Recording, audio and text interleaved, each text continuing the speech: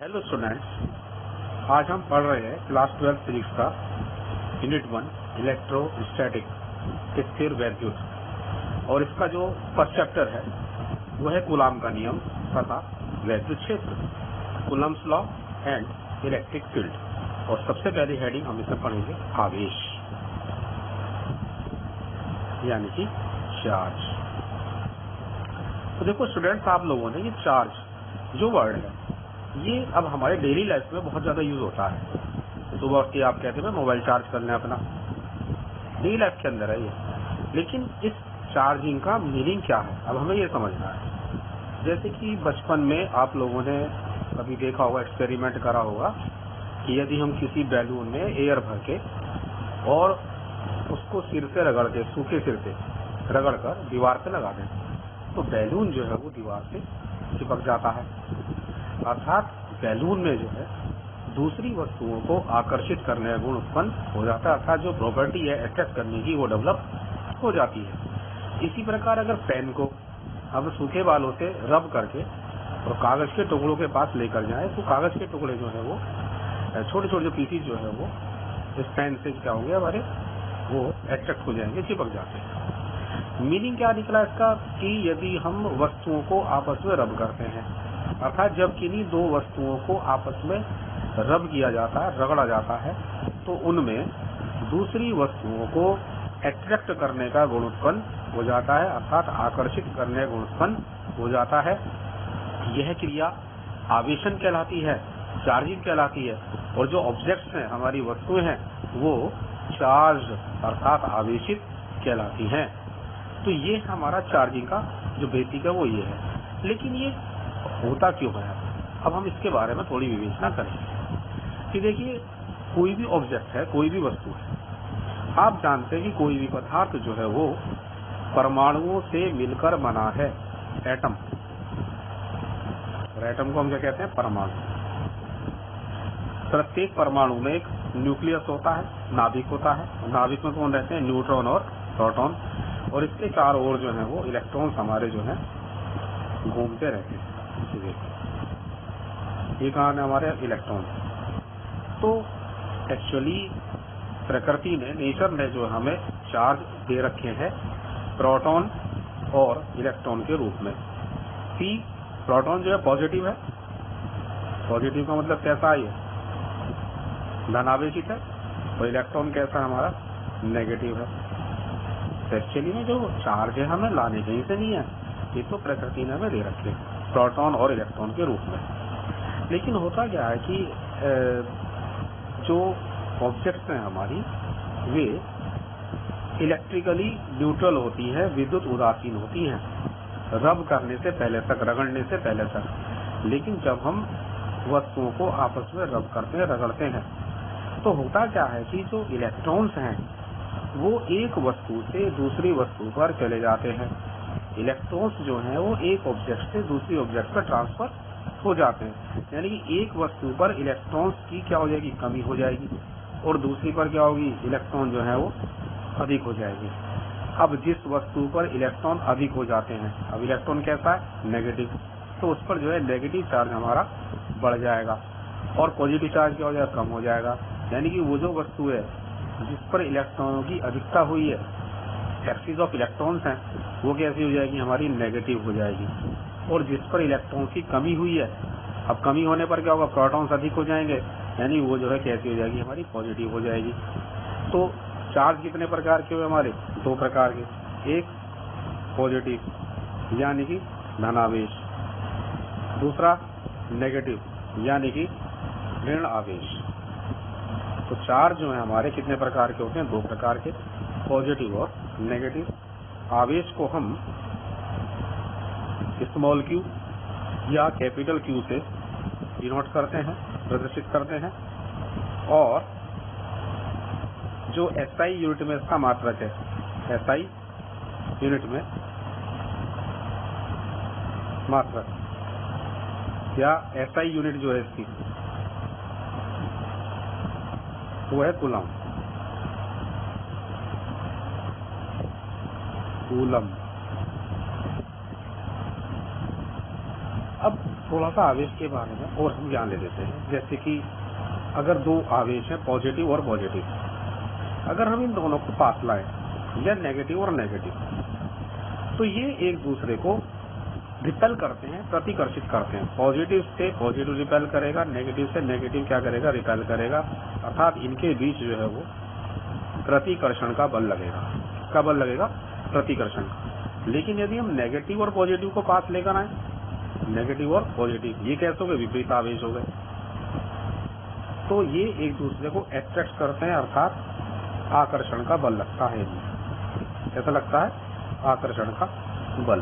तो इससे क्या मीनिंग निकला कि जो समान आवेश है वो एक दूसरे को प्रतिकर्षित करते हैं और जो विपरीत आवेश है वो एक दूसरे को आकर्षित करते हैं। सेकंड पॉइंट है कि आवेशन की क्रिया में केवल इलेक्ट्रॉन ही उत्तरदायी होता है। इलेक्ट्रॉन ही उत्तरदायी होता है।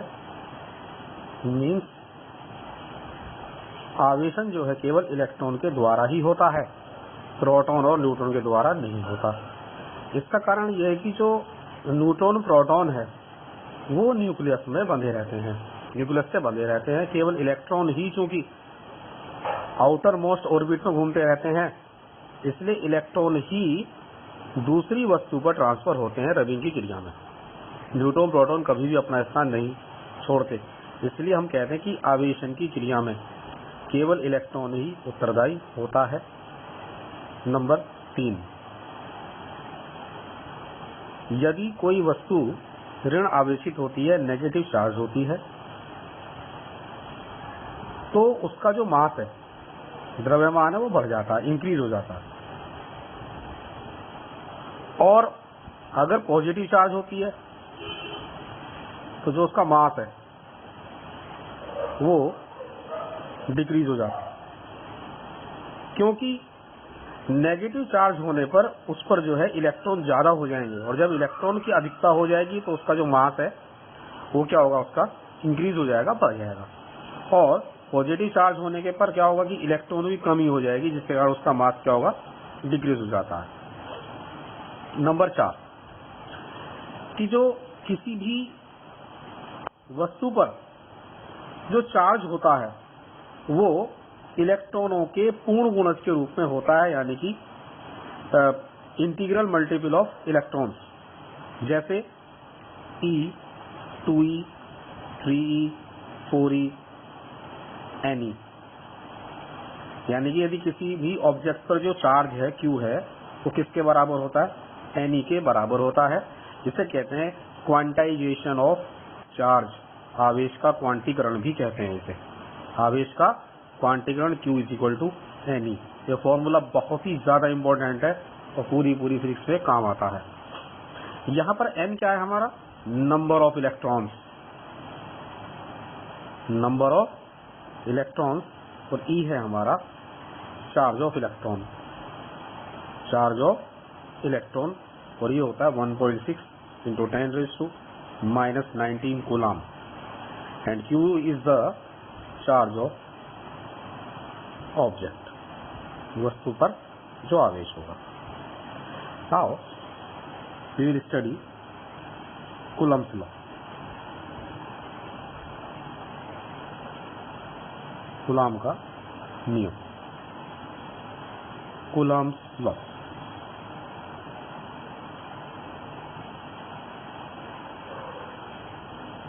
कूलम ने बताया कि यदि कोई दो पॉइंट चार्जेस हैं Q1 and Q2 and distance between them is R,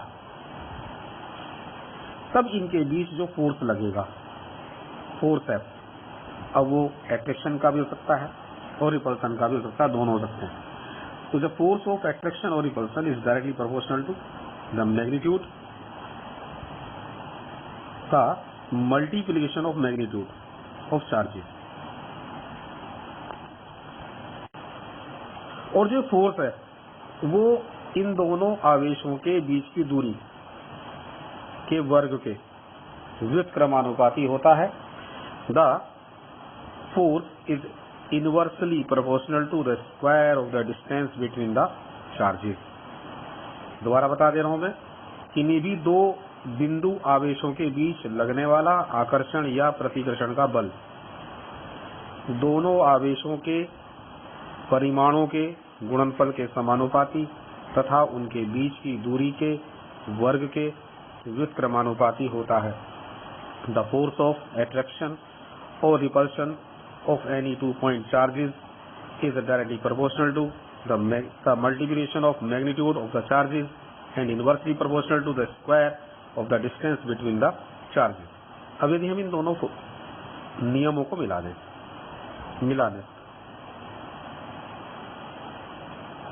तो F is directly proportional to Q1 Q2 upon R square। इस डायरेक्टली प्रोपोर्शनल को यदि हम हटाते हैं तो यहाँ कांस्टेंट अपना नया लगाते हैं 4 पाई एप्सिलॉन नॉट के Q1 Q2 upon R square. This formula is known as Coulomb's law. F is equal to 1 upon 4 pi epsilon nought के Q1 Q2 upon R square। Here this symbol epsilon nought,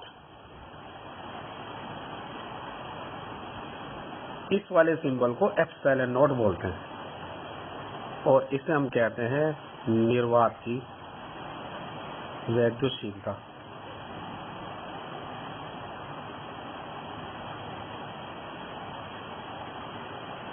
के माध्यम का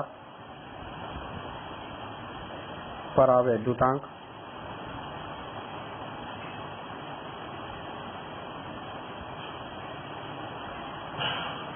and the value of 1 upon 4 pi epsilon naught k is equal to 9 into 10 raised to 9 Newton meter square upon Coulomb square। For vacuum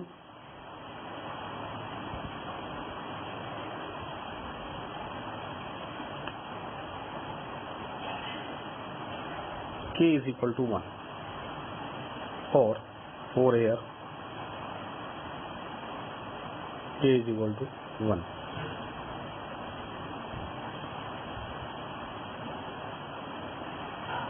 Dimension of epsilon naught from above formula we can get epsilon naught is equal to 1 upon 4 pi k Q1 Q2 upon R square into S। Epsilon naught is equal to, this one is constant, Q1 Q2 upon R square into S। The unit of charge, आवेश की जो विमा होती है वो होती है 80 into 80, distance की L स्क्वायर एंड फोर्स की ml t minus 2। तो सॉल्व करते हैं यदि हम इसे, epsilon nought is equal to m minus 1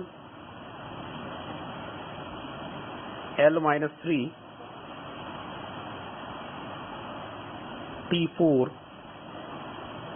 A2।